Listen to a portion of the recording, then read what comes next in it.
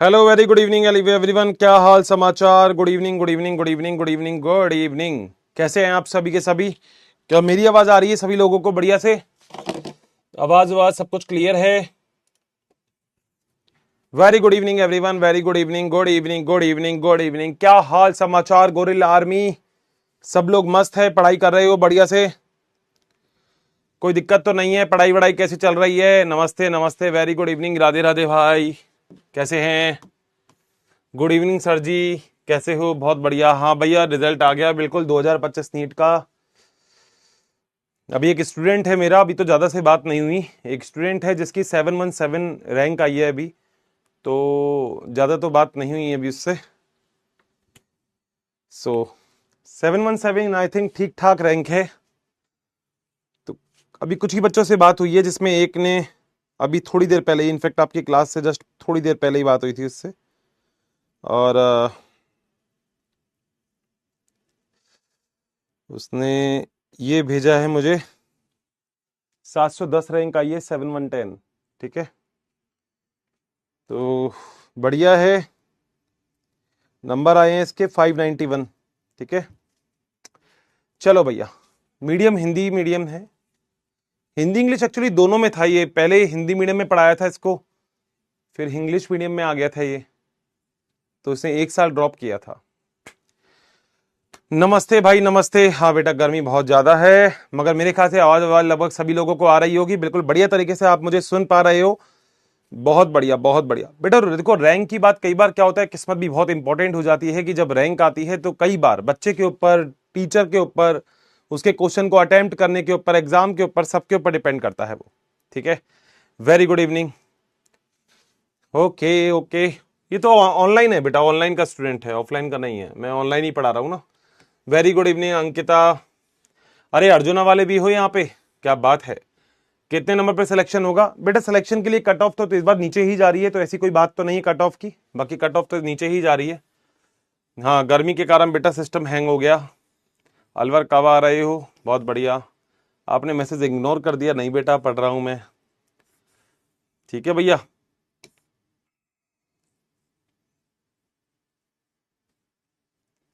क्या हो गया डीएनए आरएनए में? ओके, चलो। तो मेरे ख्याल से लगभग सारे के सारे लोग बिल्कुल क्लियर होंगे, डन है, जबरदस्त है। और आपके बड़े भाइयों को जिन्होंने अच्छी अच्छी रैंक बनाई, उन सभी लोगों को बहुत सारा प्यार। ऐसे ही पढ़ते रहें, ऐसे ही अच्छी अच्छी रैंक लेके आते रहें, बस इतना ही काम चाहिए होता है सारे टीचरों को। क्यों? सही बात है ना? टीचर बस एक ही चीज चाहते हैं कि बच्चा पढ़ता रहे और रैंक लेके आता रहे। सबसे इंपॉर्टेंट तो टीचर के लिए यही होता है कि एक बच्चा पढ़े और रैंक लेके आए। अब ये बताओ, तुम लोग रैंक लेके आओगे क्या? पक्का? कौन सी रैंक लेके आओगे तुम लोग, ये बताओ। रैंक लेके आओगे क्या? जल्दी से बताओ, कमेंट बॉक्स में बता दो यहीं पे ही। कौन सी रैंक लेके आओगे?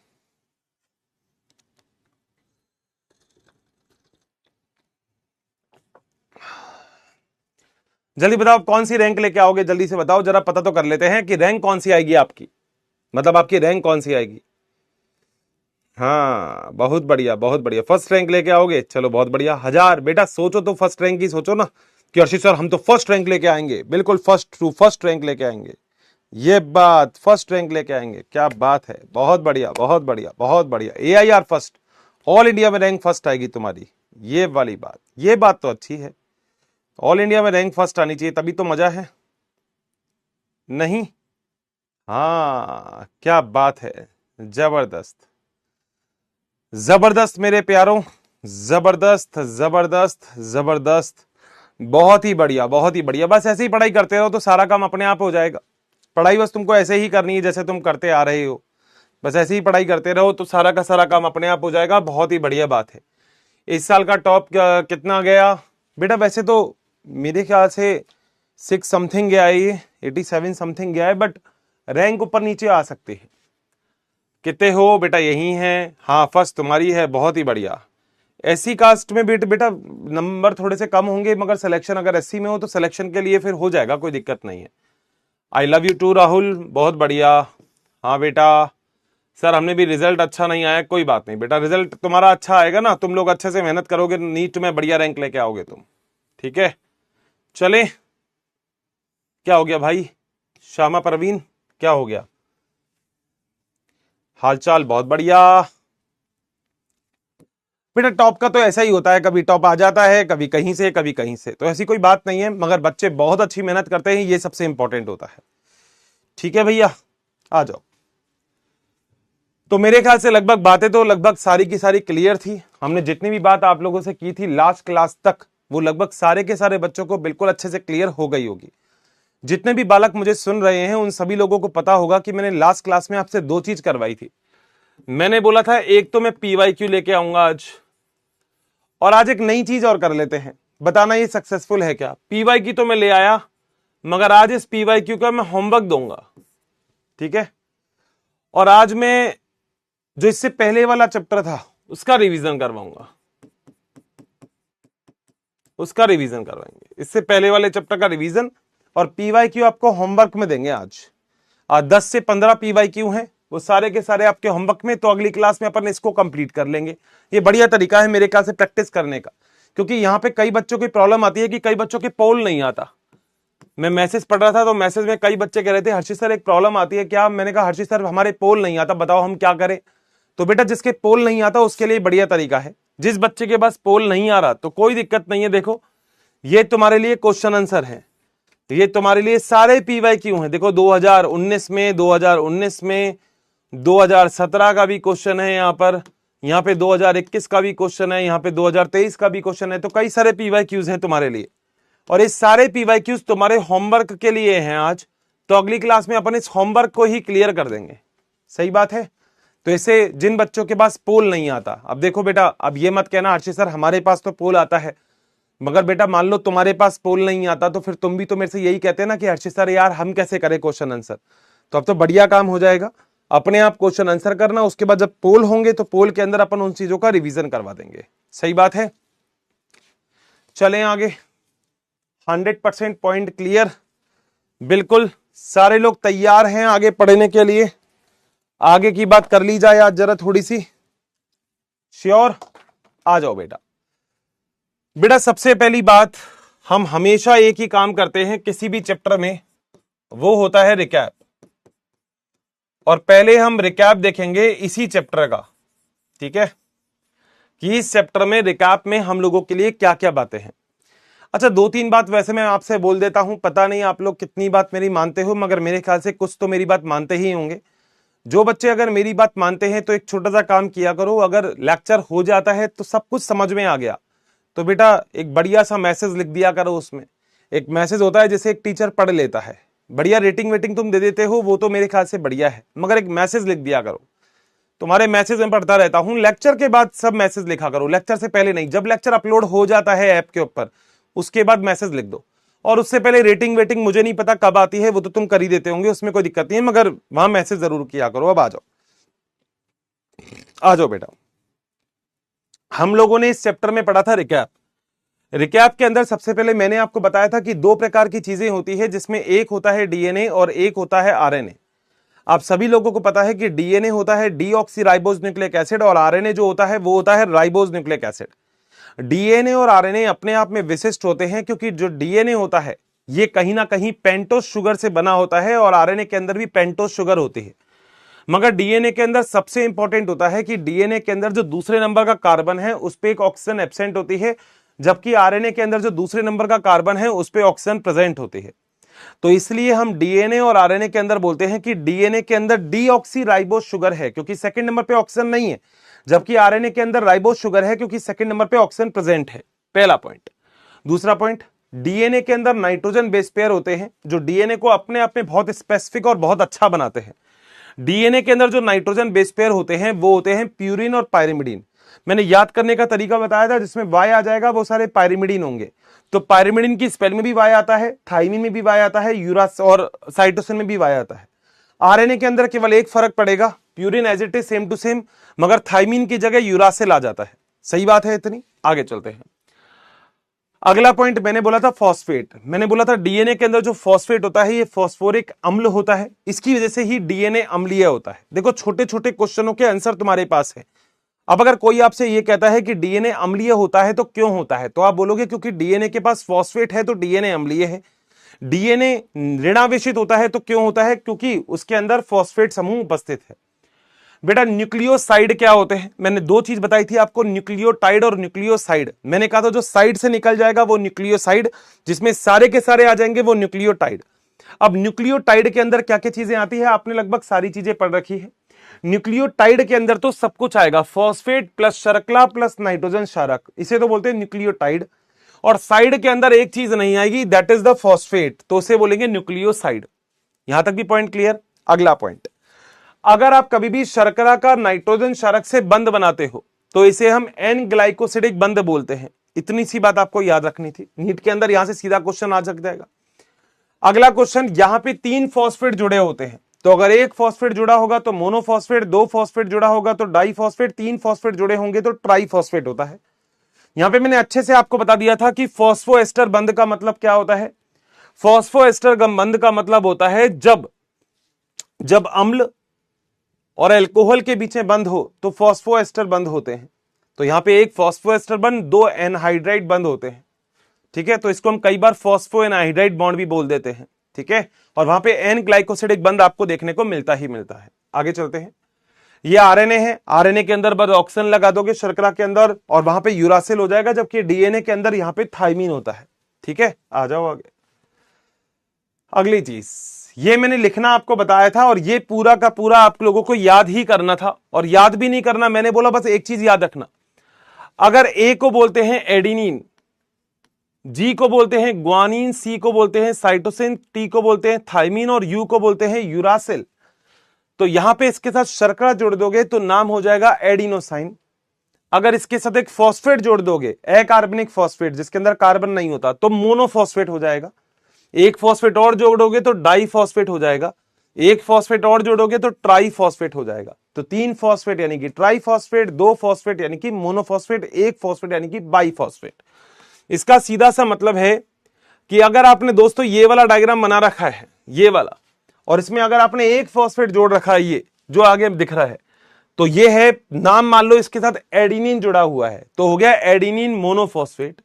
2 फॉस्फेट है तो एडिनिन डाइफॉस्फेट, 3 फॉस्फेट है तो एडिनिन ट्राइफॉस्फेट हो जाता है। क्लियर है बात यहां तक? इसके बाद मैंने बताया था कि डीएनए दोहरी श्रृंखला का होता है, हमेशा एक प्यूरिन के सामने एक पायरिमिडीन बैठेगा। अगर प्यूरिन आपके पास एडिनिन है तो सामने वहां पे थाइमीन आएगा, बस यही आपको याद करना था। बताओ क्या यहां तक पॉइंट क्लियर है सारे बच्चों को? बिल्कुल कोई डाउट नहीं है? 100%। चैट बॉक्स ऑन कर रहा हूं, बता दो मुझे कोई दिक्कत है तो।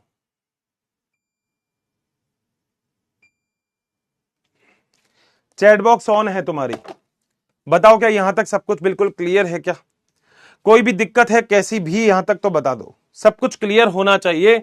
वही है अपना ऑप्शन ए, मतलब ओके लिखा हुआ है बेटा, ओके है क्या? अभी भी किसी को दिक्कत है तो बेटा बता दो। अब तो मैंने वापस से रिवीजन करवा दिया, अब तो बेटा कोई दिक्कत नहीं होनी चाहिए। अब तो बेटा मैं 2 बार रिवीजन करवा दिया, लास्ट क्लास में भी करवा दिया था, एंड में अभी भी करवा दिया शुरू में। सही है?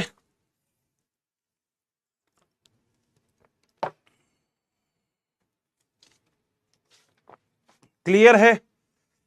तो मेरे ख्याल से ऑप्शन नंबर ए 99.45% बच्चों को बिल्कुल कोई दिक्कत नहीं है। क्या बात है, जबरदस्त है। तो सब लोगों को ये वाली बात तो क्लियर है। इसका सीधा सा मतलब है, इस ध्यान से सुनना अब जरा, यानी कि मैं कोई भी डीएनए बनाऊंगा तो उसके सामने आप अपने आप बना दोगे कि डीएनए कैसे बनेगा, ठीक है। सामने देखना जरा, यहां पे बेटा सामने देखना, बस अपना काम बाद में करना, पहले सामने देख के चीजों को समझ लो। चीजें समझ में आ जाएगी तो कोई दिक्कत नहीं है। मान लो डीएनए की एक श्रृंखला में यहां पे guanine, thymine, cytosine, adenine, thymine, thymine, guanine और साइटोसिन, ये मान लो मैंने आपको एक डीएनए बना दिया। दिख रहा है सभी लोगों को? कोई दिक्कत? ये डीएनए सभी लोगों को दिख रहा है पक्का? अगर ये डीएनए आप सभी लोगों को दिख रहा है तो क्या इस डीएनए का सामने वाला जो डीएनए का भाग है वो क्या सभी बना सकते हैं? जल्दी बता दो, क्या सभी बना सकते हैं? इस डीएनए के सामने क्या होगा? याद रखना बेटा, ए के सामने बैठेगा टी और जी के सामने बैठेगा सी, इनके बीच में 2 बंद, इनके बीच में 3 बंद होते हैं। बस इतनी सी बात है। क्या बन जाएगा पूरा डीएनए सबसे? 100%। ये एक होमवर्क है आपके लिए। आज तो कई सारे होमवर्क हैं, तो ये एक क्वेश्चन है जो आपके लिए होमवर्क का क्वेश्चन है, नोटबुक में करना है ये। बोलो बात सही है? पहला क्वेश्चन। नेक्स्ट क्वेश्चन बताओ जरा। एक और क्वेश्चन देता हूं। ये मान लो मैंने तुम्हें एक डीएनए बनाया, adenine thymine guanine cytosine, adenine thymine thymine guanine guanine बना दिया। अगर मैं आपसे पूछता हूं कि इस डीएनए में कितने बंध होंगे, हाइड्रोजन बंधों की संख्या ज्ञात करो। हाइड्रोजन बंधों की संख्या ज्ञात करो। अगर मैं आपसे ऐसा कुछ पूछता हूं कि आप इसके अंदर हाइड्रोजन बंधों की संख्या बताओ, कितने हाइड्रोजन बंध हैं, तो क्या सारे लोग बता देंगे क्या? डन करो, पहले तो देखते हैं कितने परसेंट बच्चे बता देंगे। ए है यस। हाइड्रोजन बंधों की संख्या बीच में, क्या सभी लोग बता देंगे क्या? जल्दी बता दो, क्या बता देंगे सारे के सारे लोग? हाइड्रोजन बंधों की संख्या क्या सभी बच्चों को पता होगी यहां पे कि क्या होगी?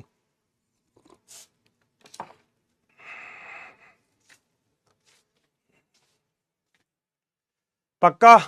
श्योर है? एकदम perfect?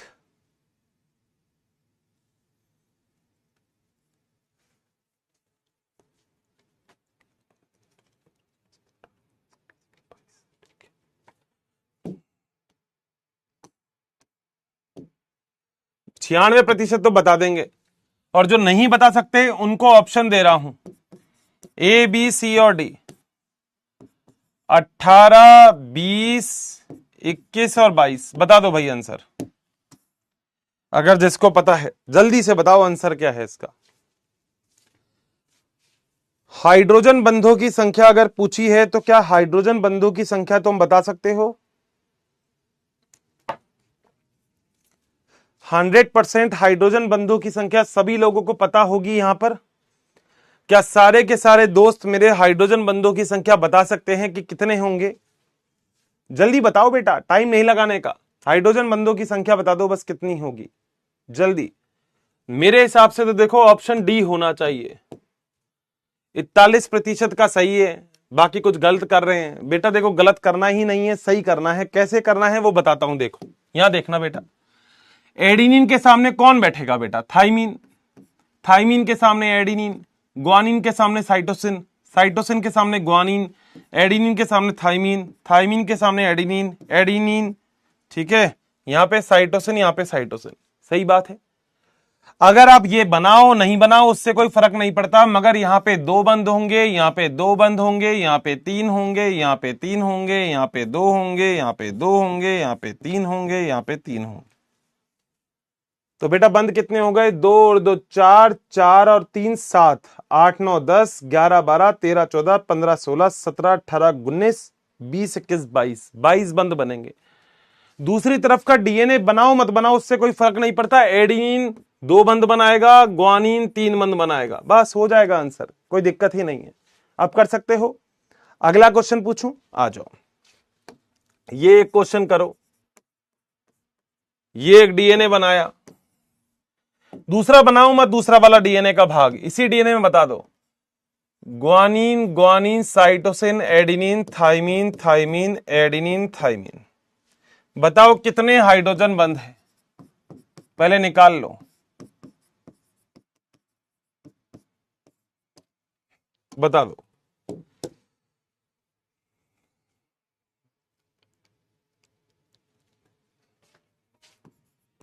A B C D, 19 20 17 18 बता दो बेटा।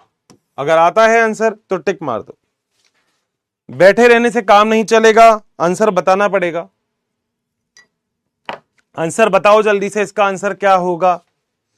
बिल्कुल बताओ, इसका आंसर तुम्हें बताना पड़ेगा। इसका आंसर क्या होगा जल्दी से बता दो। आता है तो इसका आंसर जल्दी से बताओ कि आंसर क्या होगा इसका।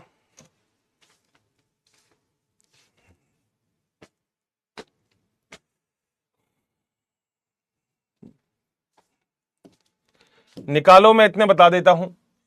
तीन बंद, तीन बंद, तीन बंद, दो बंद, दो बंद, दो बंद, दो और दो। काउंट कर ले, आ जाओ बेटा काउंट कर लेते हैं। तीन और तीन छह और तीन नौ, 10 11 12 13 14 15 16 17 18 19। मेरे ख्याल से ऑप्शन नंबर ए आना चाहिए। 70% बच्चों का सही है। अब बेटा टोटल तो तुम्हें करना आना ही चाहिए। मैंने बोल दिया एडेनिन के सामने थाइमिन बैठेगा, ग्वानिन के सामने साइटोसिन बैठेगा। अब इसमें भी बताओ क्या दिक्कत आ रही है। क्या सभी लोगों को क्लियर है यहां तक बात? चलें आगे, पक्का? अब आ जाओ।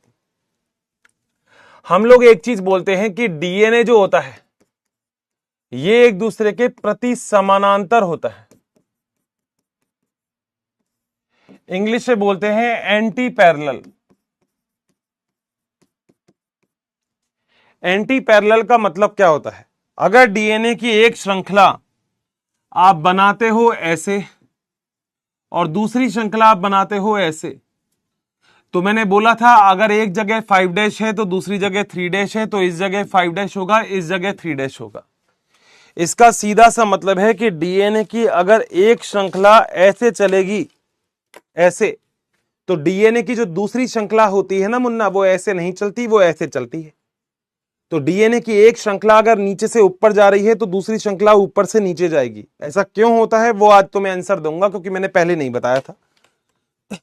तो डीएनए में एक बात आप सभी लोगों को क्लियर है कि डीएनए की एक श्रृंखला अगर 5 डैश टू 3 डैश होगी तो दूसरी श्रृंखला 3 डैश टू 5 डैश होती है।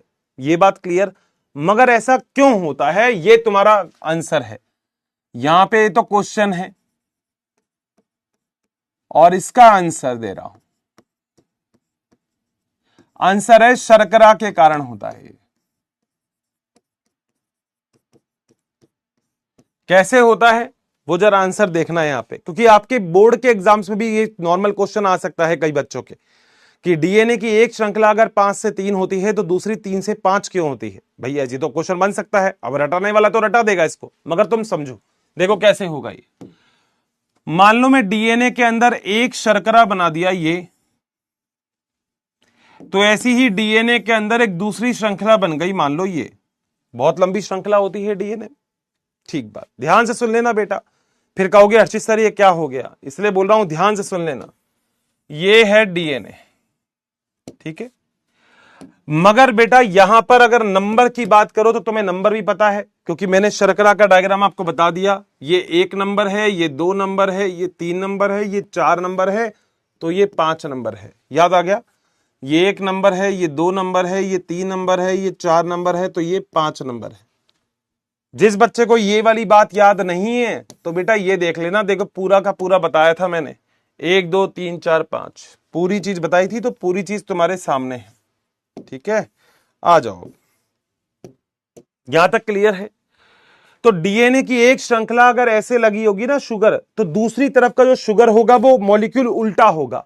उल्टे होने का मतलब यहां पे बना रहा हूं, देखो ध्यान से देखना, बस डायग्राम देखो, बस थ्योरी कुछ भी नहीं है। ये बना दिया दूसरा डायग्राम, सही है। ऐसे ही एक बना दो,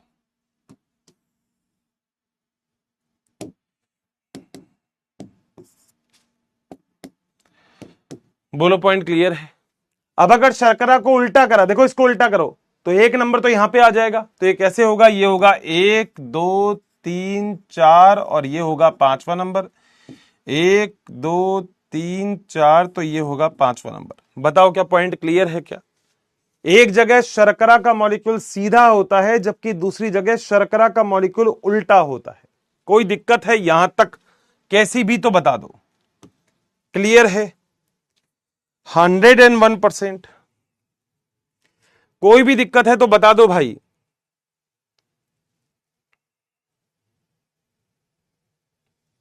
ठीक है, अब बेटा ये जो थर्ड नंबर का यहां पर अगर आपको ध्यान है तो यहां पे OH होता है थर्ड नंबर पे, याद आ गया? ये बंद बनाता है इससे, ठीक है। ऐसे ही दूसरी तरफ ये जो थर्ड नंबर का है OH, ये बंद बनाता है यहां पे इससे। बन गया बंद। आपस में बंद भी तो बनाएंगे, तभी तो डीएनए की एक बहुत बड़ी श्रृंखला बनेगी। सही बात। अगर आप ध्यान से देखोगे, ध्यान से देखना पड़ेगा, तो यहां पे 5 डैश खंड मौजूद है। ध्यान से देखोगे तो यहां पे 3 डैश, ये 3 डैश खंड जो है ये मौजूद है, यानी कि 3 डैश मौजूद है, 3 डैश मौजूद है, वहां पे 5 डैश मौजूद है।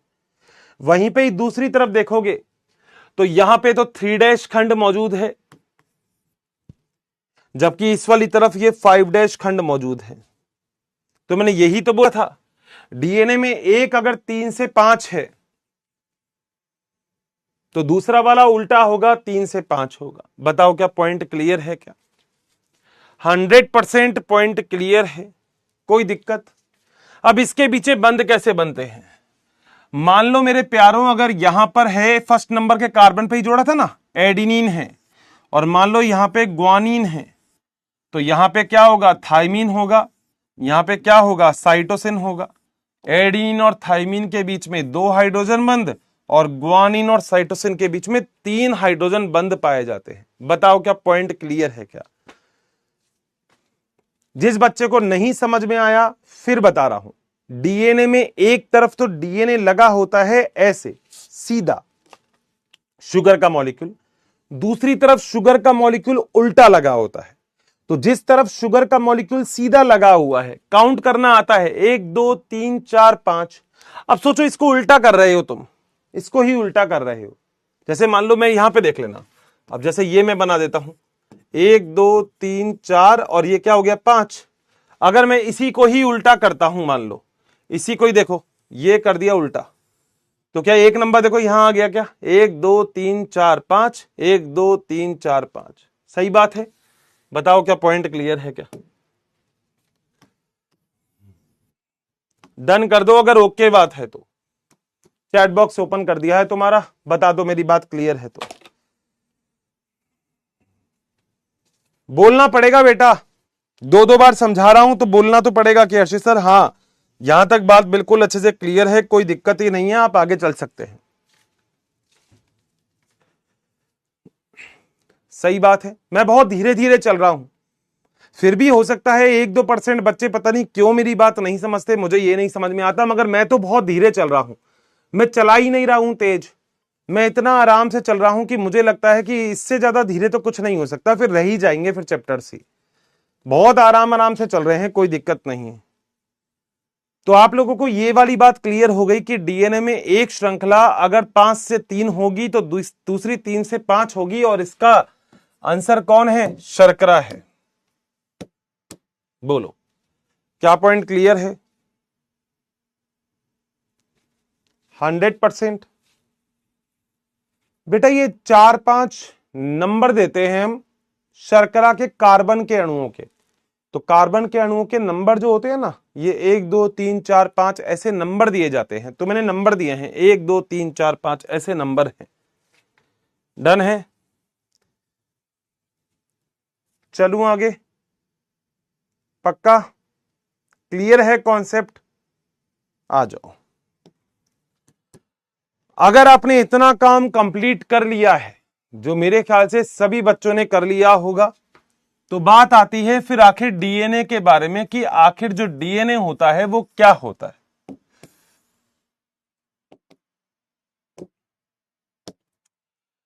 बेटा 1963 में डीएनए के लिए एक वैज्ञानिक थे जिनका नाम था वॉटसन और क्रिक, उसको नोबेल पुरस्कार मिला। वॉटसन व क्रिक नामक वैज्ञानिक को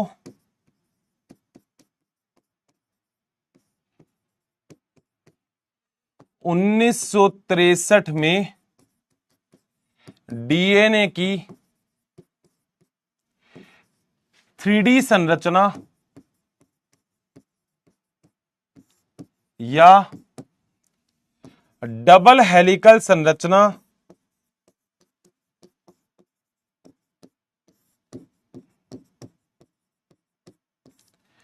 बताने के लिए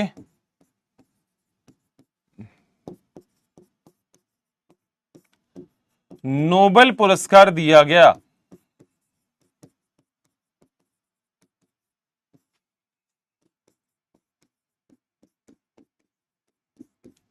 बोलो बात सही?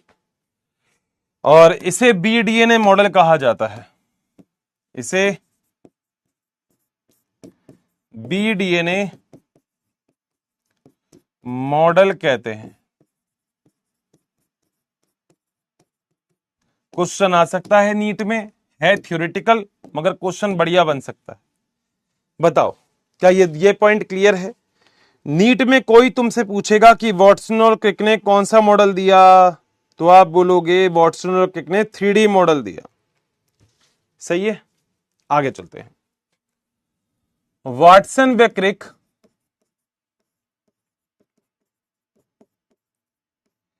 के द्वारा दिया गया यह प्रारूप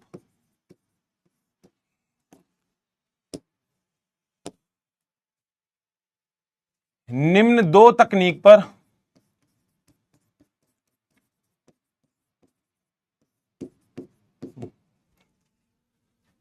आधारित है।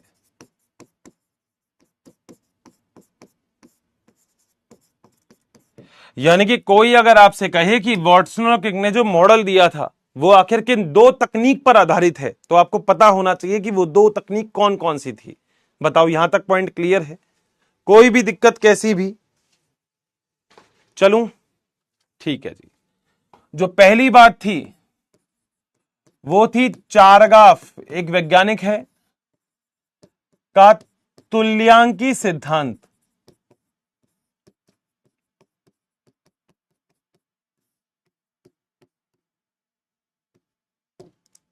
चलो इंग्लिश से बोलते हैं चारगाफ लॉ ऑफ इक्वलेंसी। बोलो बात सही। इसके अकॉर्डिंग आप लोगों को एक बात पता है, वो क्या, कि जो प्यूरिन होगा वो बराबर होगा पायरिमिडीन के। यानी कि अगर एडिनिन होगा तो सामने थाइमीन होगा, ग्वानिन होगा तो सामने साइटोसिन होगा। बताओ क्या बात क्लियर है? क्या खुद ही देख लेना अभी जो मैं बात बोल रहा हूं वो सही बात है क्या? फटाफट से थंब कर दो, मेरी बात क्लियर है क्या? इसका सीधा सा मतलब ये बताते हैं कि a plus G upon T plus C बराबर 1 होता है। यही चारगाफ का तुल्यांकी सिद्धांत है। अब क्या है, छोड़ो, रटो मत, समझते हैं, आ जाओ। चारगाफ का तुल्यांकी सिद्धांत हमेशा दोहरी श्रृंखला के डीएनए में ही लागू होता है। चारगाफ का यह सिद्धांत दोहरी श्रृंखला के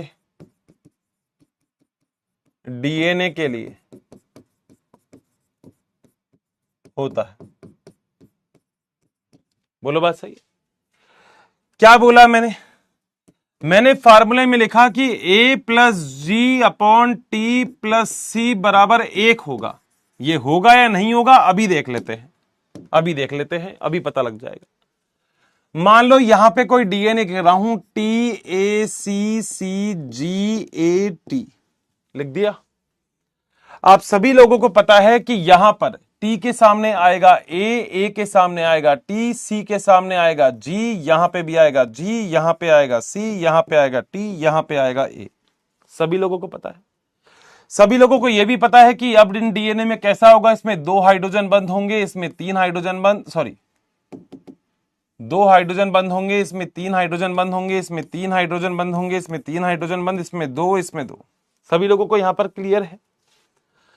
मैं ये कह रहा हूं जितने एडिनिन होंगे उतने ही थाइमीन होंगे। काउंट करके देखते हैं एडिनिन कितने हैं। देखो 1 2 एडिनिन है, ठीक है, 3 4 तो एडिनिन है।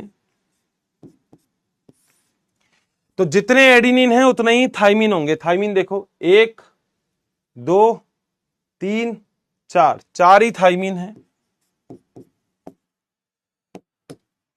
जितने ग्वानिन होंगे उतने ही साइटोसिन होंगे। ग्वानिन देखो 1 2 और 3, 3 ग्वानिन है। साइटोसिन कितने हैं? 1 2 और 3, 3 ही साइटोसिन है। मतलब आ गया 7/7 और 7 1 आ गया है। बताओ क्या पॉइंट क्लियर है क्या? रटने वाली चीज बेटा है ही नहीं यहां पर। बता दो। डन है बिल्कुल। कोई भी कैसी भी दिक्कत किसी भी बालक को यहां तक है तो बता दो, चैट बॉक्स ओपन कर दिया है मैंने। देखो इस चैप्टर में क्या है, अगर आपने एक भी क्लास को ड्रॉप कर दिया तो फिर दिक्कत यह होगी कि आगे वाली थ्योरी हो सकता है आपको समझ में नहीं आए। तो इसलिए क्लास को ड्रॉप बिल्कुल मत करना, जो मैं पढ़ा रहा हूं बस वो पढ़ते रहना। सही है? श्योर है? बिल्कुल सही बात बोली है मैंने, कोई दिक्कत? तो पहली बात तो ये क्लियर हो गई है कि चारगाफ का तुल्यांकी सिद्धांत क्या होता है कि एडिनिन प्लस ग्वानिन बटे में थाइमिन प्लस साइटोसिन बराबर 1 होगा। इतनी सी बात है।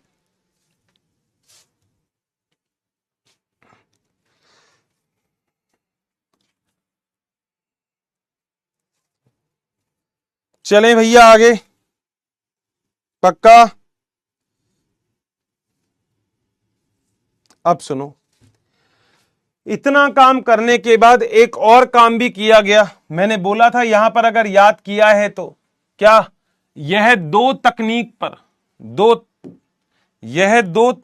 पर लागू किया गया था। कितनी तकनीक पर? 2 तकनीक। एक तो हो गई चारगाफ का, दूसरी तकनीक है बी, वो है एक्स-रे क्रिस्टलोग्राफी या डिफ्रैक्शन तकनीक। क्रिस्टलोग्राफी या डिफ्रैक्शन तकनीक। एक और आज हम पढ़ेंगे एक्सरे तकनीक आखिर क्या होती है उसके बारे में भी। एक्सरे क्रिस्टलोग्राफी तकनीक क्या होती है, एनसीईआरटी में कुछ नहीं दिया। आप लोगों ने देखा होगा जब कभी भी एक्सरे होता है किसी इंसान का तो पीछे से लाइट मारी जाती है जो एक प्लेट के ऊपर आ जाती है और पता लग जाता है इंसान की हड्डी कहां से टूटी है।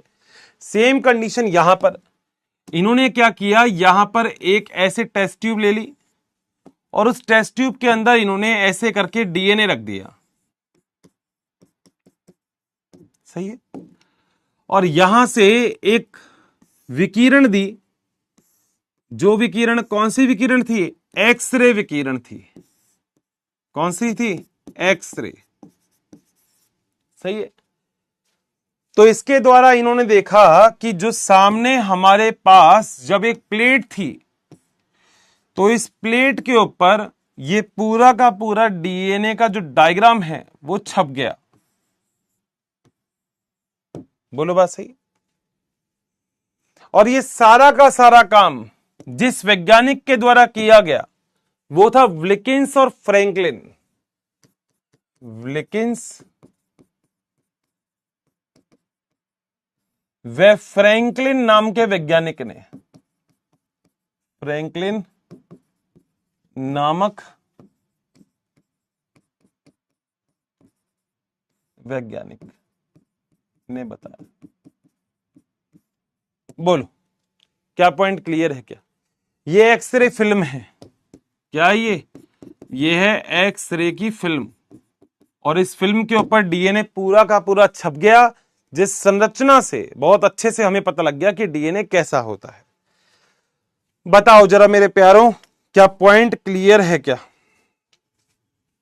100%? कोई भी दिक्कत? चलें आगे।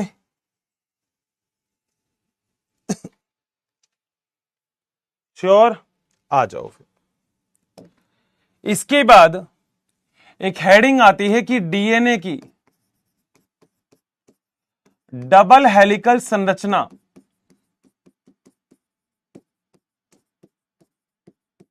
ये आखिर क्या होती है।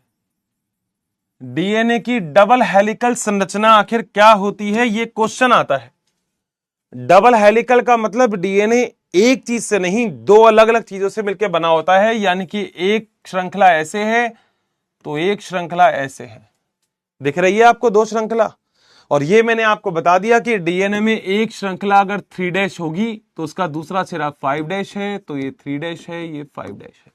बोलो बात सही है क्या? और डीएनए में यहीं पे इनके बीच में हाइड्रोजन बंध पाए जाते हैं। सभी लोगों को पता है बेटा, ये तो कोई बोलने वाली बात ही नहीं है। ये बात क्लियर है? कोई दिक्कत है यहां तक तो बता दो। पहली बात क्लियर हो गई क्या? चलें आगे। अब देखो बेटा, आपको पता होगा डीएनए होता है वो पॉलीन्यूक्लियोटाइड से बना होता है। इसका मतलब पॉली का मतलब एक से ज्यादा, और न्यूक्लियोटाइड का मतलब क्या होता है? नाइट्रोजन क्षारक प्लस शर्करा प्लस फॉस्फेट। फॉस्फेट भी तो जुड़ा होता है, तो पॉलीन्यूक्लियोटाइड। तो डीएनए तो बहुत बड़ी श्रृंखला होती है। हम ऐसा मानते हैं कि आपके शरीर के, जो आपके शरीर में केंद्रक उपस्थित है, उसके अंदर लगभग 2.2 मीटर का डीएनए है। ये 1 मीटर, ये दूसरा मीटर, ये 2.2 मीटर। इतना बड़ा डीएनए आपके शरीर के केंद्रक में उपस्थित है। इतना बड़ा डीएनए हल्के में मत लो। तुम्हारा डीएनए 2.2 मीटर का है, एक शरीर की एक कोशिका के केंद्रक के अंदर। कितना बड़ा डीएनए है? 2.2 मीटर। 1 मीटर, 2 मीटर, 2.2 मीटर, तो बहुत बड़ा डीएनए होगा तुम्हारी शरीर में। तो हम ऐसा बोलते हैं कि डीएनए एक पॉलीन्यूक्लियोटाइड की श्रृंखला होती है। डीएनए एक पॉली न्यूक्लियोटाइड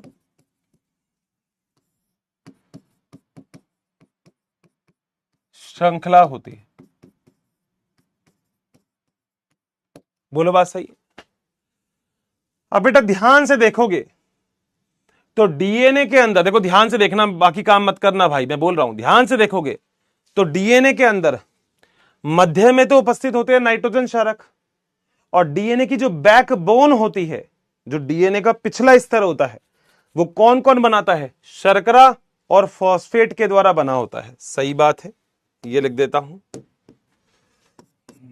डीएनए की संरचना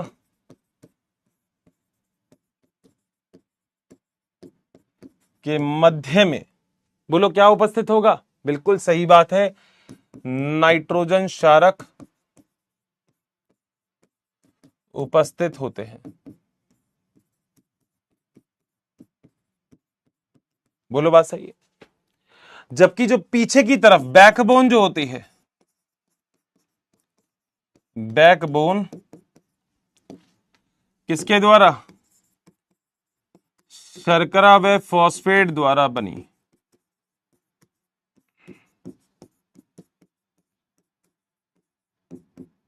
बोलो क्या पॉइंट क्लियर है क्या? मैंने कोई भी चीज रटाने को बात नहीं की। सही है, ठीक है। यह बात मैं ये और लिख सकता हूं कि डीएनए की दोनों श्रृंखला एक दूसरे के प्रति समानांतर होती है। यानी कि अगर एक 3 से 5 चलेगी तो दूसरी 5 से 3 होगी। सर ये बात भी सही है, लिख दो जरा। डीएनए की दोनों श्रृंखला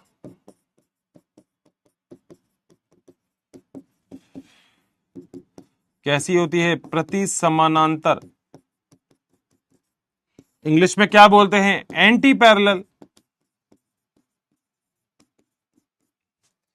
यानी कि अगर एक श्रृंखला यहां पे चल रही है 5' से 3' की ओर, तो दूसरी श्रृंखला चलेगी यहां पे 5' से 3' की ओर। बताओ सही बात है क्या? कोई भी दिक्कत है क्या यहां तक? नहीं है? चले, ठीक है जी। ये डबल हेलिकल संरचना ना, ये दी थी वॉटसन व क्रिक ने, वैज्ञानिक का नाम है। ठीक है जी, आओ जरा देखते हैं डबल हेलिकल संरचना आखिर होती कैसे है। ये है बेटा डीएनए की संरचना, जिसको हम डबल हेलिकल बोलते हैं। अगर एक संरचना यहां पे 5' है तो दूसरा होगा ये 3', और यहीं पे ही दूसरी भी बना देता हूं,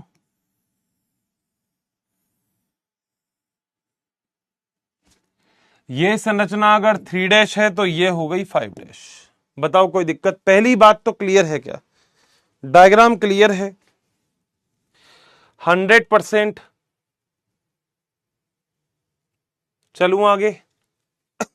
अब सुनना बेटा ध्यान से, इन दोनों के बीच में अगर आप देखोगे तो इन दोनों के बीच में यहां पर आपको ऐसा दिख रहा है वो शक्तिमान, अंधेरा कायम रहे महामहिम, शक्तिमान शक्तिमान, अंधेरा कायम रहे वाला शक्तिमान।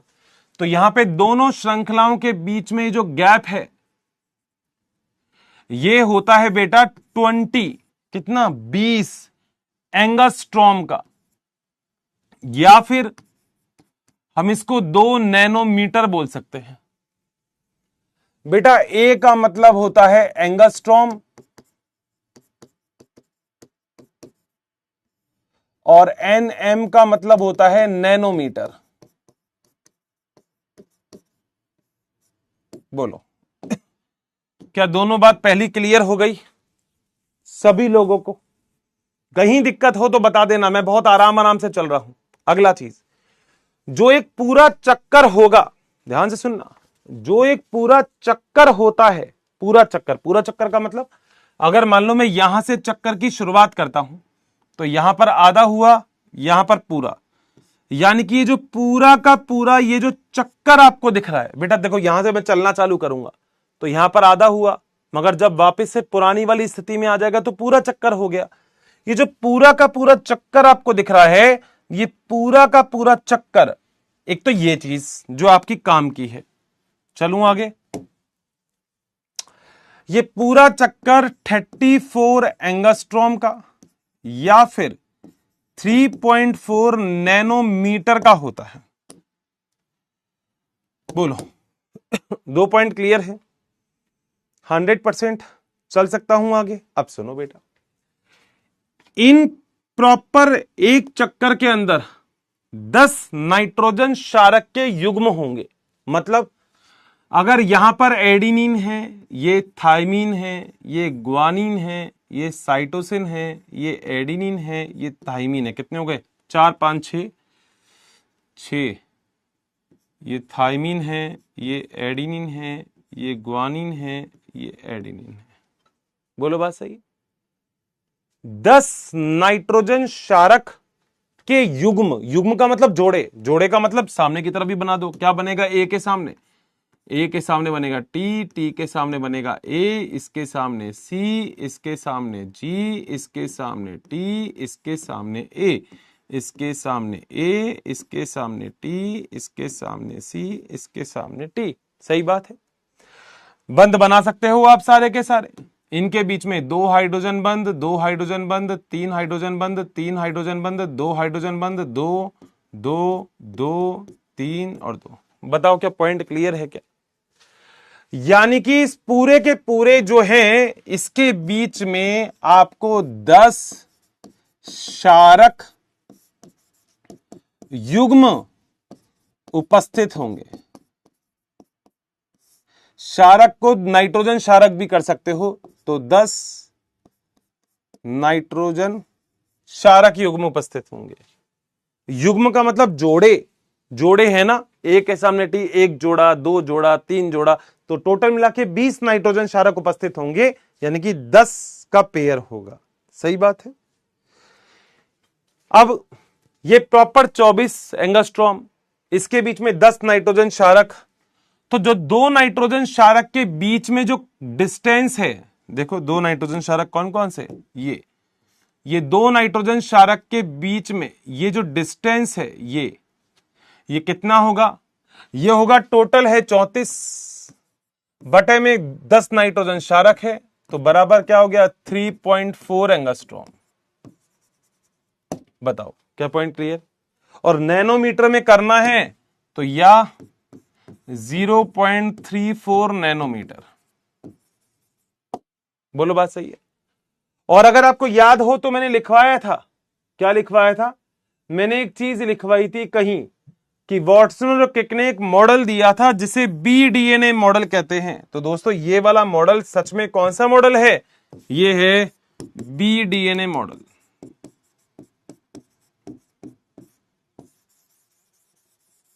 बताओ डन है क्या? दोबारा बता देता हूं, एक श्रृंखला 5 होगी तो दूसरी 3, और एक 3 होगी तो दूसरी 5 होगी, ये तो क्लियर है। ठीक है, इसमें जो पूरा एक चक्कर है, अब एक चक्कर आप यहां से भी चालू कर सकते हो, तो देखो यहां से चालू होगा तो यहां तक आधा, यहां तक पूरा, तो ये भी ले सकते हो, तुम्हारी इच्छा है। ठीक है, इसके बीच में 10 नाइट्रोजन क्षारक का युग्म लिख दोगे, कुछ भी लिख दो बेटा, कोई फर्क नहीं पड़ता, ए लिखो टी लिखो, ऐसे याद करने की जरूरत नहीं है, बस याद रखना ए के सामने टी बैठेगा और जी के सामने सी बैठेगा, बस इतनी सी बात है। ये सारा लिख दिया। ये पूरा का पूरा जो एक चक्कर है बड़ा, ये 34 एंगस्ट्रॉम या 3.4 नैनोमीटर, इसके बीच में 10 नाइट्रोजन क्षारक के युग्म यानी कि पेयर उपस्थित हैं, जोड़े हैं, पेयर हैं, बिल्कुल। तो दो के बीच का गैप 34/10 बराबर 3.4 एंगस्ट्रॉम हो गया। बताओ क्या पॉइंट क्लियर है क्या? ये 34 एंगस्ट्रॉम को ना हेलिक्स बोलते हैं, ये पूरा जो होता है ये होता है हेलिक्स। तो एक बड़ा हेलिक्स कितना होगा? वो होगा 34 एंगस्ट्रॉम। बता दो भैया, क्या पॉइंट क्लियर? कोई भी दिक्कत, कोई भी डाउट है यहां तक कैसा भी, तो फटाफट से बता दो, चैट बॉक्स ओपन कर दिया है तुम्हारा। बेटा देखो बोलना पड़ेगा, अगर पढ़ रहे हो तो 1-2% बच्चे ऐसे हो सकते हैं जो यहां तफरी मारने आए हैं, मगर अपन तो बढ़िया पढ़ने और पढ़ाने आए हैं ना। मजाक वजाक क्लास के अंदर चलता रहता है, वो एक अलग चीज है। आप खुद देख लो, अपन को 1 घंटा हो गया लगभग पढ़ते हुए। क्या आप लोगों को फील हुआ कि हमको 1 घंटा हो गया पढ़ते हुए? मुझे तो बिल्कुल फील नहीं हुआ। 1 घंटा हो गया है हमें पढ़ते हुए, 1 आवर पूरे के पूरे, पूरा 1 घंटा हो गया हमको पढ़ते हुए।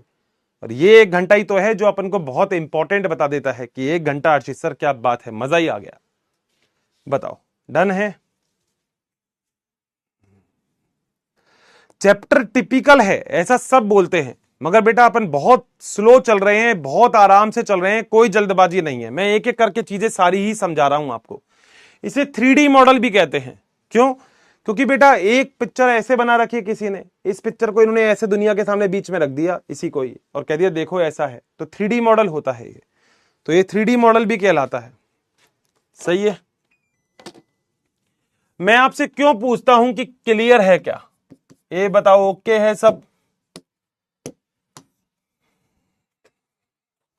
चलें आगे।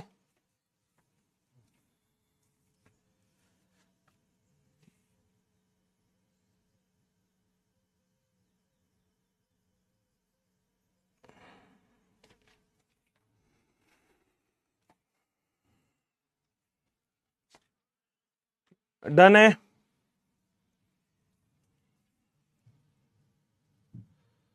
नाइन्टी 8% को बेटा, इनको क्यों नहीं आया, क्या डाउट रह गया भाई? बेटा वीडियो कॉल पहले पढ़ लो ना बेटा। बेटा एक्चुअली क्या होता है मैं तुम्हें बताता हूं, देखो मैं बताता हूं। ये 34 एंगस्ट्रॉम और ये सब चीजें क्या होती है समझो। देखो हर जगह पे दूरी नापी जाती है, कहीं पे किलोमीटर में, कहीं पे मीटर में, ऐसे ही नापते हैं ना।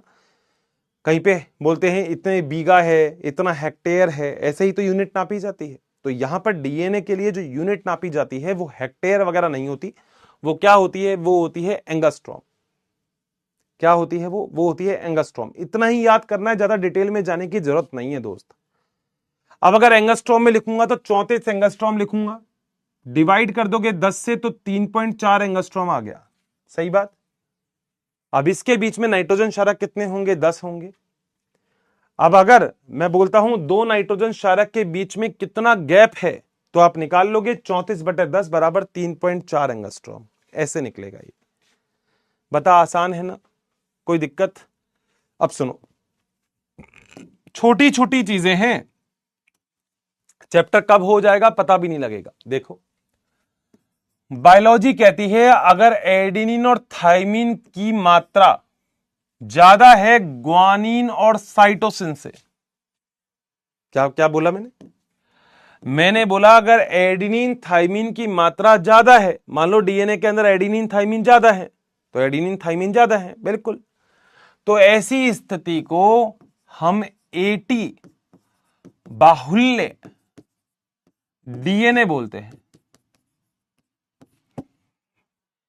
एक ऐसा डीएनए जिसमें एडेनिन थाइमिन ज्यादा है तो उसे हम एटी बाहुल्य डीएनए बोलेंगे।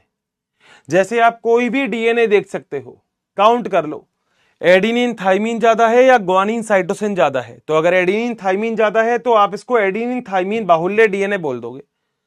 और इस प्रकार का डीएनए आपको देखने को मिलता है यूकैरियोटिक कोशिका में, यूकैरियोटिक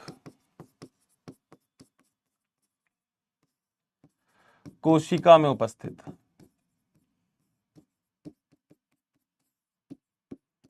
बोलो क्या पहला पॉइंट क्लियर है?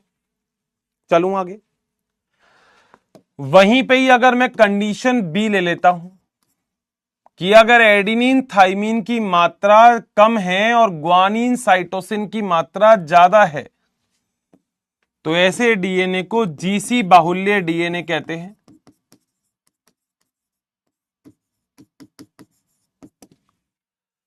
और ऐसा डीएनए आपको माइटोकॉन्ड्रिया में भी मिलता है,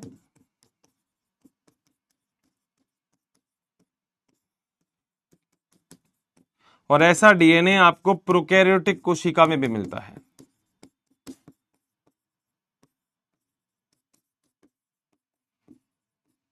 बोलो भैया क्या पॉइंट क्लियर है? ये इसका एग्जाम्पल हो गया, ये इसका एग्जाम्पल हो गया। बोलो भैया, सीधी सी बात बेटा, अगर मेरी क्लास में लंबे लोग ज्यादा हैं तो लंबा बाहुल्य हो जाएगा, छोटे लोग ज्यादा हैं तो छोटा बाहुल्य हो जाएगा, एडिनिन थाइमिन ज्यादा है तो एटी बाहुल्य हो गया, ग्वानिन साइटोसिन ज्यादा है तो जीटी बाहुल्य हो गया। सही बात है? पक्का? अब मुझे एक बात बताओ, अगर किसी डीएनए में ग्वानिन साइटोसिन ज्यादा है, डीएनए जिसमें ग्वानिन साइटोसिन अधिक, तो बेटा ऐसा डीएनए अधिक स्थायी डीएनए होगा, अधिक स्थायी डीएनए। बताओ क्या पॉइंट क्लियर है क्या? डायग्राम देखो, जो डायग्राम में लिखा है वो बात सही है क्या? अगर मैंने एक डीएनए आपको ऐसा बना दिया जिसके अंदर ऐसी ही चीज है जिसमें ग्वानिन साइटोसिन ज्यादा है, तो क्या यह डीएनए अधिक स्थायी है?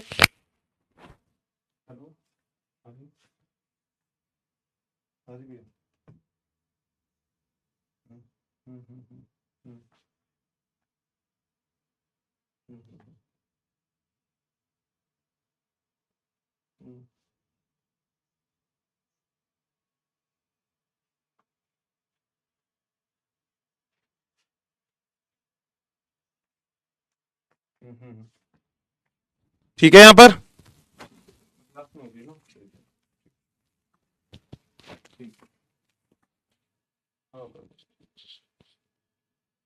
यहां तक पॉइंट क्लियर है बेटा? कोई भी डाउट है?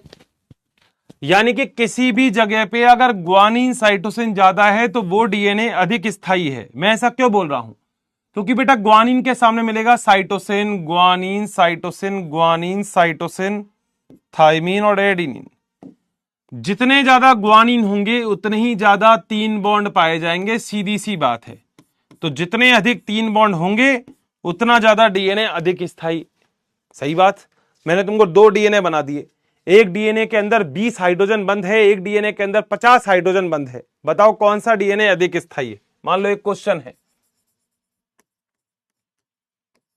मैं दो डीएनए अलग अलग बना रहा हूं, मान लो ये और ये, ठीक है? दूसरी श्रृंखला आप खुद बना लेना जरूरत हो तो, बाकी तो जरूरत नहीं रहती। ये बताओ, ये है डीएनए ए, ये है डीएनए बी, ठीक है?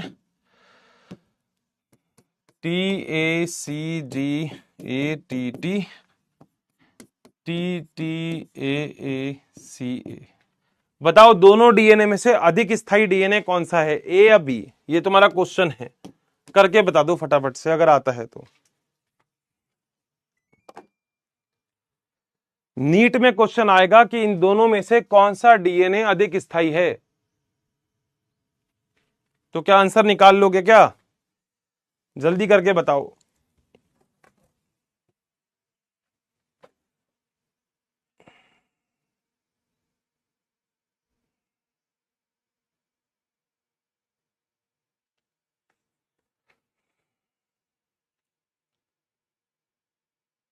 पक्का निकल जाएगा आंसर बहुत ही आसानी से। मैं बोल रहा हूं कौन सा डीएनए अधिक स्थायी है, ए या बी? निकाल लो बेटा, निकल ही जाएगा। मैं निकाल के देखूं? पहले मैं देख लेता हूं एक बार निकाल के। देख लो बेटा, दूसरा बनाने की जरूरत ही नहीं है। दो बंद होंगे, दो होंगे, तीन होंगे, तीन होंगे, दो होंगे, दो होंगे और दो होंगे। काउंट कर लो इसको। दो होंगे, दो होंगे, दो होंगे, दो होंगे, तीन होंगे और दो होंगे। काउंट करते हैं। दो और दो चार, चार और तीन सात, 8 9 10 11 12 13 14 15 16, 16 बंद होंगे इसमें। पता है ना बेटा, टी के सामने ए लिखा नहीं मैंने ऐसे ही लिख लिया। मैंने कहा दो बंद होते हैं। दो और दो चार, 5 6 7 8 9 10 11 12 13, 13 बंद होंगे। तो अधिक स्थायी डीएनए कौन सा होगा?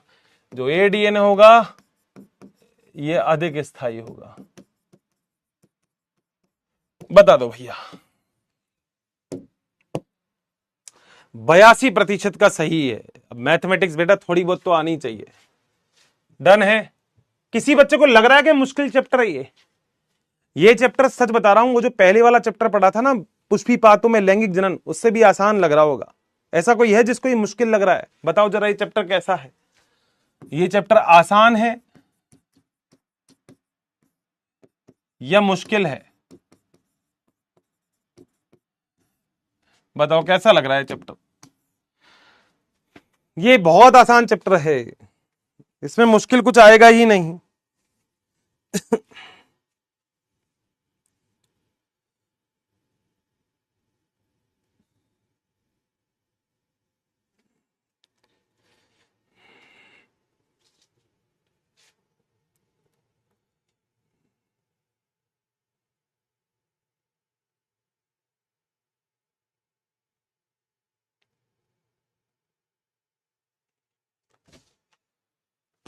मेरे ख्याल से तो बेटा आसान होगा। मुश्किल वालों को देखते हैं बेटा, मुश्किल कौन बोल रहा है इसको। बेटा रिया को मुश्किल लग रहा है, ये पवन को मुश्किल लग रहा है, श्याम को, जय को, स्नेहा को, खुशी को, मास्टर सिंह को, वासुदेव को, कृष्णा को और मागेश्वरी को। भाई साहब इनको मुश्किल लग रहा है। बताओ ये चैप्टर मुश्किल लग रहा है? बताओ। नाम मैंने आज इनके देख लिए, मैंने कहा इनके नाम देख लो जिनको चैप्टर मुश्किल लग रहा है। तो बेटा ये वो महानुभाव है जिनको मुश्किल लग रहा है। भाई क्या मुश्किल है ये बताओ? और कितनी जल्दी आंसर किया है इसने तो, रिया रीमा ने तो। इसने कहा लो बेटा ये ले, अभी कर देती हूं मुश्किल। बताओ मुश्किल है क्या ये? हैं मुसरत जहां, जल्दी बताओ भाई, मुश्किल है क्या ये?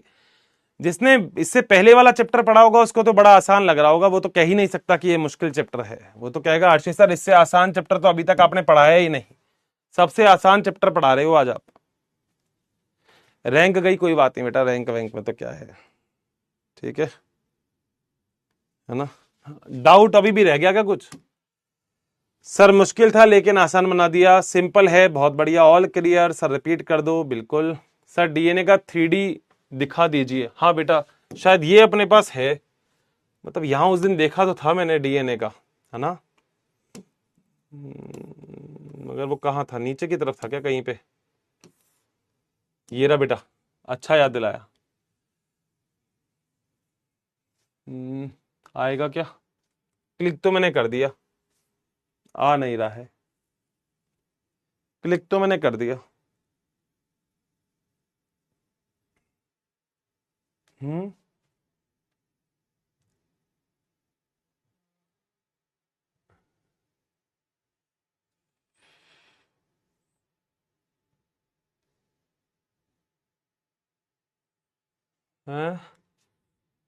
डीएनए का डायग्राम क्यों नहीं आ रहा इसमें फिर? ऐसे देख लो बेटा, देखो ये वाला डायग्राम देख लो। देखो ये भी डीएनए का ही है, ये भी डीएनए का ही डायग्राम है। गुणसूत्र के ऊपर देखो डीएनए ऐसे पाया जाता है। देखो ये गुणसूत्र है ना, इसके ऊपर देखो डीएनए मिल रहा है। ऐसे ही बनाया था हमने चक्री वाला, तुमको भेज देता हूँ। सेंड टू स्टूडेंट कर दिया, तुम लोगों के पास आ गया होगा ये।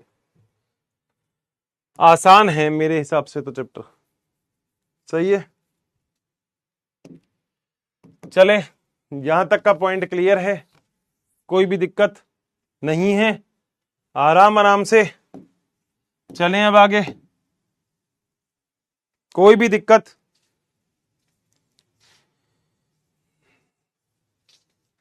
ठीक है। देखो एक लास्ट चीज है बेटा, जो मनुष्य होता है में दोहरी श्रृंखला का डीएनए पाया जाता है।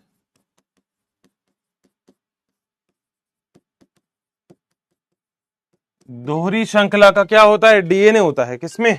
मनुष्य में दोहरी श्रृंखला का डीएनए पाया जाता है मनुष्य के अंदर। और आपको पता है दो प्रकार की कोशिका होती है हमारे पास, या तो कोशिका होगी अगुणित, सभी जानते हो ना अब तो ये, या फिर होती है द्विगुणित। इससे पहले वाले चैप्टर में सब पढ़ चुके हो क्या होता है।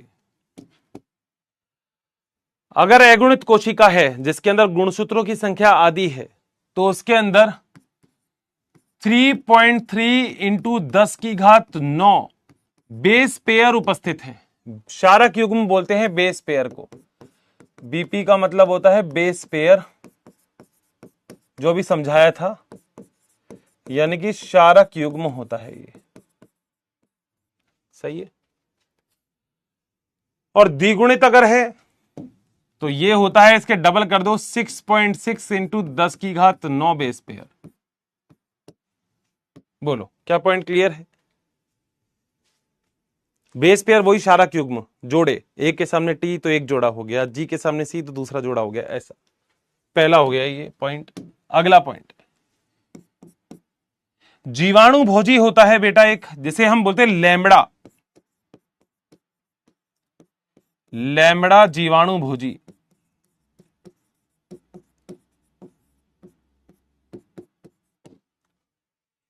इसके अंदर भी बेटा दोहरी श्रृंखला का डीएनए मिलता है। दोहरी श्रृंखला का डीएनए, और इसमें लगभग 48,502 बेस पेयर होते हैं। कितने? 48,502 बेस पेयर पाए जाते हैं। ठीक है अर्षित सर, दूसरी बात भी हो गई। तीसरी चीज एक और होता है बेटा 5X174, ये भी जीवाणु भोजी है।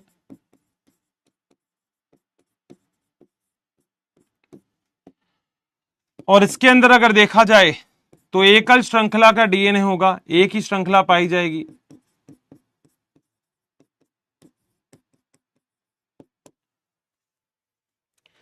और लगभग कितने बेस पेयर होंगे? 5,386 बेस पेयर होंगे। बोलो बात सही है? तीनों चीजें याद रहेंगी सभी लोगों को। आगे चलते हैं। एक और होता है बेटा जिसे हम बोलते हैं ई कोलाई। ई कोलाई एक जीवाणु होता है, ठीक है, यानी कि एक प्रोकैरियोटिक कोशिका है।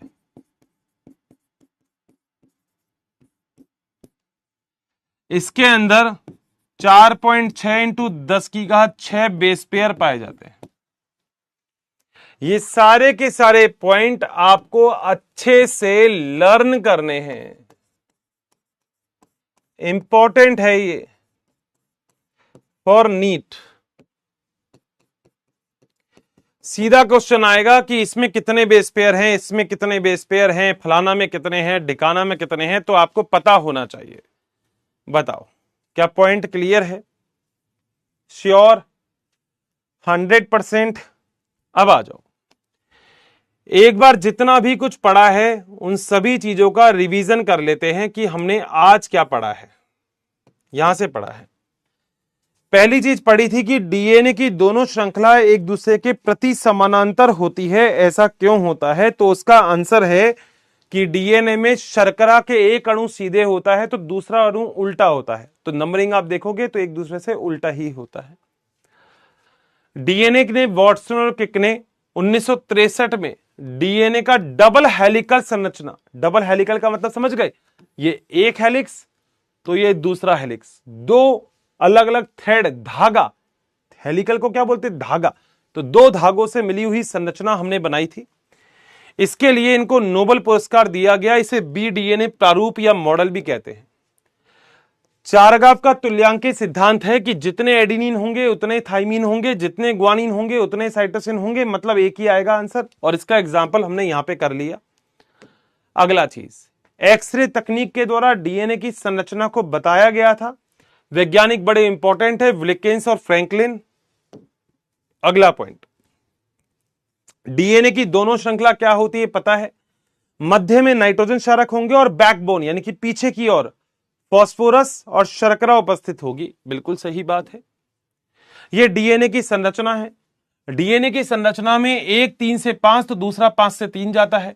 जहां पे एक चक्कर पूरा होता है, यहां पे सफेद का आधा हुआ, यहां पे पूरा हो गया, तो इसके बीच में जो प्रॉपर लेंथ होती है, लंबाई होती है, वो 34 एंगस्ट्रॉम की होती है, जिसके बीच में 10 नाइट्रोजन क्षारक पाए जाते हैं।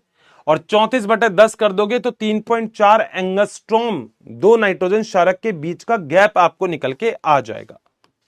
आगे, ये जिसके अंदर ग्वानिन साइटोसिन ज्यादा होगा वो जीसी वाला डीएनए, जिसमें एडेनिन थाइमिन ज्यादा होगा वो एटी वाला डीएनए होता है। ये तो पता है, जिसमें ज्यादा ग्वानिन साइटोसिन होंगे वो अधिक स्थायी। अच्छा, काउंट जरूर कर लेना। कई बार ऐसा होता है कि डीएनए के अंदर हाइड्रोजन बंध काउंट करने हैं, तो उसमें जीसी पे मत जाना, पहले काउंट करना। क्या पता हाइड्रोजन बंध ज्यादा हो दूसरे वाले में, तो हाइड्रोजन बंध ही काउंट करना हमेशा। अगली चीज, मनुष्य के अंदर कितना, डीएनए के अंदर कितने नाइट्रोजन क्षारक होते हैं? 5x174 में कितने होते हैं, लैम्बडा में कितने होते हैं, और जीवाणु में कितने होते हैं, वो सारा आपके सामने लिखा हुआ है। बता दो, क्या पॉइंट बिल्कुल क्लियर है? क्या डन है? कोई डाउट है किसी को भी तो यहां तक डन कर दो, ओके कर दो, दबड़ तबड़ बोल दो, कह दो सर ओके, बिल्कुल मजा आ गया। अब तो रिकैप भी कर दिया, जल्दी बताओ। युवराज, अनुराधा, स्तुति, जल्दी जल्दी जल्दी जल्दी जल्दी, तनु, सत्यम, जल्दी, जिनका नाम मैं पढ़ पा रहा हूं, दीपक, बहुत बढ़िया, श्री, कोमल, करण, सुष्मिता, सोएब, संजना, जल्दी, करीना, बहुत बढ़िया बहुत बढ़िया बहुत बढ़िया। क्लियर है? पक्का? दिक्कत तो नहीं आई ना? आसान है? आओ भैया डाउट देख लेता हूं। डीएनए को कैसे पता होगा कि ये एन है 2n है? बेटा ये तो आपको देखो पता होगा, आपकी जो शुक्राणु की कोशिका है वो अगुणित होती है। अर्धसूत्री विभाजन के द्वारा जो भी कोशिका बनती है वो अगुणित यानी कि एन होती है। इतना तो बेटा क्लास 11th में पढ़ के आए थे ना अपन, अगुणित। तो नहीं तो तूने मेरा पुराना लेक्चर देखा होगा, इससे पहले वाला चैप्टर जो था उसमें बताया बेटा मैंने अगुणित, जिसमें आधे गुणसूत्र होते हैं। सर नींद ऐसे, नींद ऐसे। सर 5 और 3 बेटा 5 और 3 शुगर की वजह से है, तो शुगर का जो खंड फ्री होगा उसका नाम हम ले लेते हैं। 80 में स्टेबल क्या होता है? बेटा स्टेबल नहीं, आपको हाइड्रोजन बंध ढूंढने हैं। जितने हाइड्रोजन बंध ज्यादा होंगे वो अधिक स्थायी होगा। सारे डीएनए समान हैं? हाँ, मतलब डीएनए में एडेनिन थाइमिन ग्वानिन साइटोसिन ही होता है। सर आप एक चैप्टर जैसे पढ़ाइए ना, हंसा हंसा कर, आए हाय मुन्ना हंसना है तुझे, कैसे हंसाऊं बता दे। बेटा देखो ये टॉपिक बड़ा वैसा वाला है, इसमें अगर थोड़ा सा भी कॉन्सेप्ट चलेगा तो फिर आगे वाली चीजों में दिक्कत हो जाएगी। सर आपसे रिक्वेस्ट है कि 2025 में जो नीट के क्वेश्चन आए हैं 12th में वो भी बताते चलें। ओके, ऐसा कर लेंगे अपन, कोई दिक्कत नहीं है। सर एकल श्रृंखला मेन बेस, बेटा एकल श्रृंखला का मतलब ऐसा, ये एकल श्रृंखला, उसमें सामने कुछ नहीं होगा क्योंकि एक ही श्रृंखला उपस्थित होती है, तभी इसमें चार गाफ का नियम नहीं लगता, तो एकल श्रृंखला में लगता नहीं है। मैंने बोला था दोहरी श्रृंखला में ही लगेगा, वो अब रिपीट कर ही दी है। ये टॉपिक मुश्किल कहां है बेटा? ई कोलाई बेटा प्रोकैरियोटिक है, जीवाणु है, हाँ जीवाणु है बेटा। डीएनए स्ट्रेन होता है। बेस पेयर का मतलब बेटा क्षारक युग्म। बेटा तुम पढ़ते नहीं हो क्या है? मैं यहां पे सब कुछ लिख देता हूं बेटा। ये देखो क्या लिखा है, बेस पेयर, क्षारक युग्म लिखा है, ठीक है। ये देखो यहां पे भी लिखा है, देखो ये देखो पेयर, और बेस का मतलब है क्षारक युग्म। पढ़ा करो ना बेटा, सब कुछ लिख देता हूं मैं तो बेटा, सब कुछ, सारी चीजें लिखी होती है, फिर भी मुझसे पूछते रहते हो हर्षित सर ये क्या लिखा है और हर्षित सर ये क्या लिखा है। चलें अब सुनो बेटा, अब इसके तुरंत बाद आता है सबसे पहले तो ये मतलब आपके क्वेश्चन जो मैंने बोला था, ये वाले क्वेश्चन आपके होमवर्क के क्वेश्चन है, तो आपका यहां से होमवर्क चालू होता है, होमवर्क के क्वेश्चन है जो आपको करने हैं, ठीक है ठीक है। एक और चीज थी जो मैंने बोली थी, वो थी बेटा पुराने चैप्टर का जो रिकैप है वो जरा मैं एक बार देख लेता हूं। रिकैप दे रहा हूं ओल्ड चैप्टर का, सभी लोगों ने पढ़ा होगा, तो कुछ चैप्टर थोड़ा थोड़ा करके रिकैप दे देते हैं। हम लोगों ने एग्जैक्टली अगर देखा जाए तो इससे पहले वाले चैप्टर में ये चीज पढ़ी थी कि मतलब पादप कोशिका में जनन के लिए सबसे ज्यादा इंपॉर्टेंट क्या चीज होती है। तो आपको पता होगा कि पादप कोशिका में जनन के लिए सबसे ज्यादा इंपॉर्टेंट जो चीज होती है उसे हम क्या बोलते हैं, उसे हम बोलते हैं पुष्प। पुष्प के अंदर दो प्रकार की चीजें होती है, एक आवश्यक होते हैं और एक सहायक होते हैं, मगर हमें चाहिए होते हैं आवश्यक, क्योंकि इसके द्वारा ही जनन पूरा होता है। अगर आप देखो तो जनन के अंदर हम लोग बोलते हैं कि दो प्रकार की चीज होती है, नर और मादा, जिसमें नर के अंदर होता है परागकण और पुतंतु होते हैं, परागकोश और पुतंतु होते हैं, एंथर और फिलामेंट बोलते हैं। मादा के अंदर वर्तिकाग्र, वर्तिका और अंडाशय होता है। अगर नर की बात करूं तो नर के अंदर बाहर की तरफ पराग भित्ति पाई जाती है, जिसमें चार प्रकार की आपको परत मिलती है। बाहरी भार होती है एपिडर्मिस, उसके अंदर एंडोथीसियम, उसके अंदर मध्य परत और उसके अंदर टैपेटम।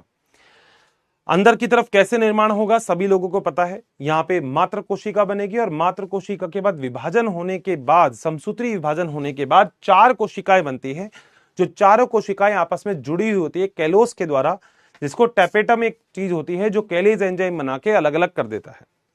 इतना सारा काम जैसे ही हमने कंप्लीट किया तब हम थोड़ा सा और आगे गए और हमने ये वाली चीज भी देख ली कि नर और मादा का तो लगभग दोनों की दोनों पॉइंट क्लियर है, उसमें तो लगभग किसी भी बच्चे को कोई भी डाउट होना ही नहीं चाहिए। मगर यहां पे एक बात और सभी लोगों को अच्छे से समझ में आ जानी चाहिए कि जो इसमें होता है मादा के अंदर वर्तिकाग्र, वर्तिका और अंडाशय होता है। अंडाशय का पूरा डायग्राम मैंने आपको बहुत ही प्यारे तरीके से बताया था, मैं बोल देता हूं। जिसके अंदर नीचे की तरफ था आपका अंडाशय भित्ति, उसके ऊपर था प्लेसेंटा, उसके ऊपर था फ्यूनिकल, उसके ऊपर था हाइलम, हाइलम के ऊपर था रेफी, उसके बाद था चेलेजल, उसके बाद था माइक्रोपाइलर, उसके बाद भारी अध्यवरण, आंतरिक अवधारण और न्यूसिलस। सभी लोगों को यहां तक याद होगा। इसके बाद हमने बहुत सारी चीजें पढ़ी। हमने पढ़ा कि परागण कैसे होता है। वर्तिकाग्र के ऊपर आ जाना परागकण का ही परागण की अभिक्रिया कहलाती है।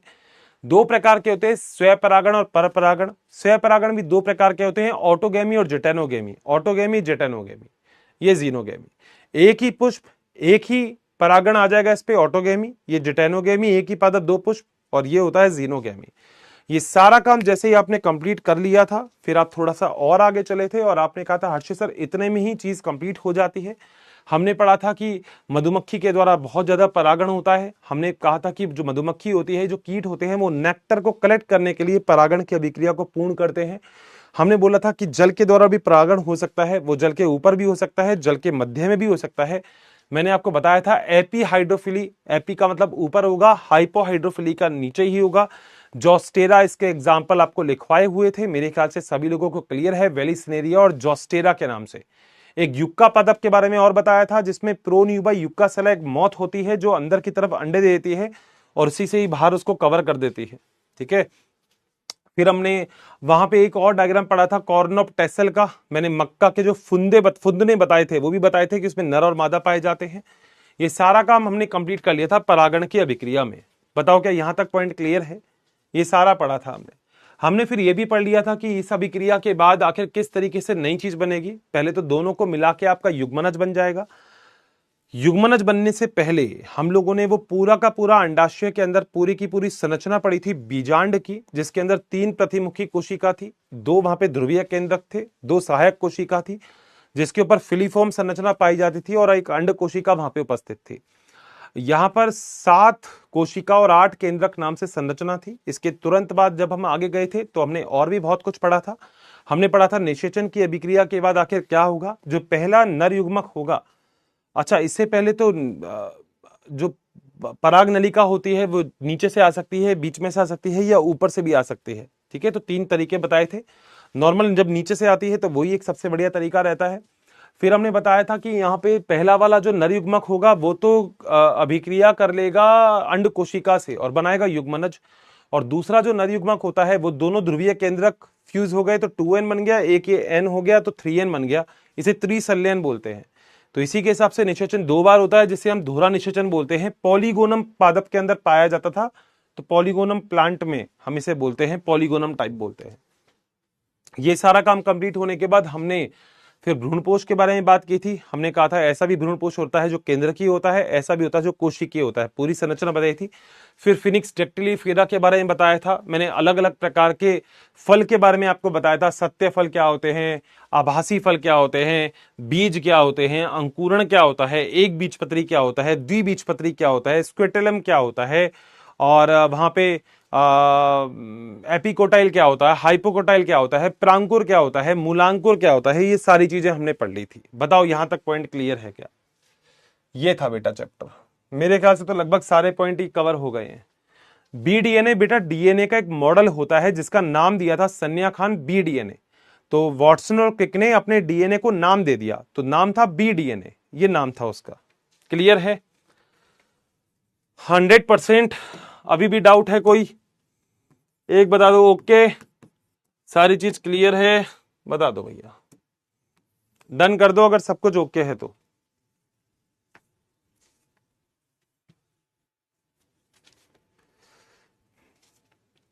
डन। बड़ा धीरे धीरे चल रहा हूं बेटा मैं। बेटा डाउट है ना, यहां पे नहीं पढ़ पाता तो यहां पे लिख दिया करो, कहीं तो लिखा करो डाउट। हाँ देखता हूं डाउट क्या है, मेरे ख्याल से तो यही होगा। 98.93, 1% को पता नहीं क्या नहीं समझ में आता बेटा, मैं तो क्या ही बताऊं। डाउट देखते हैं जरा। ऑल क्लियर, बहुत बढ़िया, मजा आ गया, बहुत बढ़िया बेटा। बीपी का मतलब होता है बेस पेयर, 2-3 बार बता चुका, बेस पेयर इसे बोलते हैं क्षारक युग्म। तो बेस पेयर बोल या क्षारक युग्म बोल, बात एक ही है। सर सबको समझ में आ गया, बहुत बढ़िया। दुभजीत कहां से पोषण प्राप्त करते हैं? द्विबीजपत्री बेटा, द्विबीजपत्री जो साइड में बीजपत्र होते हैं ना, वहां से पोषण प्राप्त करते हैं। कौन क्या नहीं समझ में आया, लिखा तो करो। पीवाईक्यू बेटा आपकी इसी स्लाइड के साथ मिलने वाला है आपको। बेटा उनमिल और एनमिल मैंने परागण आपको बताए थे, मैंने आपको बताया था वो फ्लावर कुछ ऐसे होते हैं जो खिल जाते हैं, कुछ फ्लावर ऐसे होते हैं जो नहीं खिलते हैं, वो बताया भी था, आई थिंक पढ़ा होगा। क्लास 1 के एनसीईआरटी क्वेश्चन बेटा आज मैं बहुत सारे क्वेश्चन आपको लेके आया हूं, वो कर लेना। सर कल के टेस्ट में सेप्सिंग चैप्टर आएगा कि बेटा मेरे ख्याल से पहला ही चैप्टर आएगा, सेकंड नहीं आएगा, बढ़िया से पढ़ना। बेटा भ्रूणकोश और भ्रूणपोष क्या होता है? एक तो कोश होता है, कोश का मतलब जो पहले, पोष का मतलब जो बाद में पोषण प्रदान करता है। तो जरा देखना वहां पे मैंने जब डायग्राम बताया तो मैंने त्रिसल्यन से क्या बनाया, वहां पे सब कुछ पता लग जाता है बेटा, एक बार देख ले बस सब कुछ आ जाएगा। ठीक है हिमांशु? All clear? आपको डायग्राम भेजा नहीं देखा, कौन सा भेजा बेटा? Okay thank you so much. अच्छा नए स्टूडेंट हो, बहुत बढ़िया। बेटा ये क्या लिखा है? आवर्तक, आवर्तक और ग्रेवात्रक। बेटा मैं समझा नहीं यार इसका मतलब, मैं समझा ही नहीं इसका मतलब। आवर्तक, आवर्तक जिसमें आवर्त पाया जाता है बाहर, किसके बारे में पूछ रहा है? जिम्नोस्पर्म, अनावृत बीजी और अवृत बीजी के बारे में।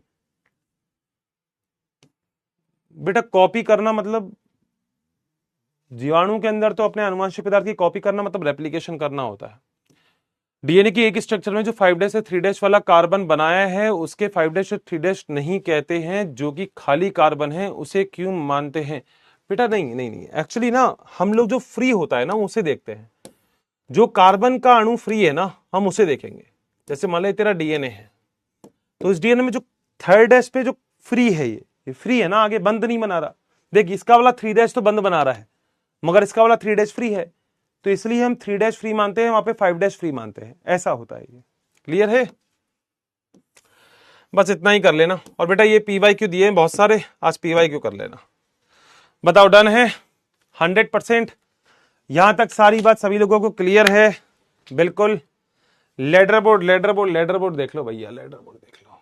देखो यहां पे वासुदेव ने अच्छा काम किया है, जमाल ने, शिवम ने, आकाश ने, नवीन ने, आदित्य ने, गढ़िया ने, कृष्णा ने, अरुण ने और प्रिया ने बहुत ही बढ़िया काम किया है। आप सभी लोगों ने बढ़िया पढ़ रहे हो, मस्त पढ़ रहे हो, शानदार पढ़ रहे हो। ये बताओ बढ़िया समझ में आ गया? जिन बच्चों को अगर लगता है किसी टॉपिक में दिक्कत है तो लेक्चर को एक बार दोबारा से देखा करो। मैं सब लिखता हूं, बेस पेयर वगैरह सब लिखता हूं, हिंदी इंग्लिश लिख देता हूं जहां पे जरूरी होता है, मगर एक बार देख लिया करो हल्का सा, है ना, एक बार रिवीजन कर लेना। बाकी नेक्स्ट लेक्चर में मैं पुराना तो रिवीजन करवाता ही हूं, उसमें दिक्कत नहीं होगी। सही है? इजाजत? तो बहुत सारा प्यार आप लोगों को, जो होमवर्क दिया वो फटाफट से कर लेना। मिलते हैं दोस्तों फिर अपनी अगली क्लास में। Till then bye bye, take care, thank you so much, bye bye. पढ़ लेना, पूरा पढ़ लेना बेटा, आज आज पूरा पढ़ना है इसको, ठीक है।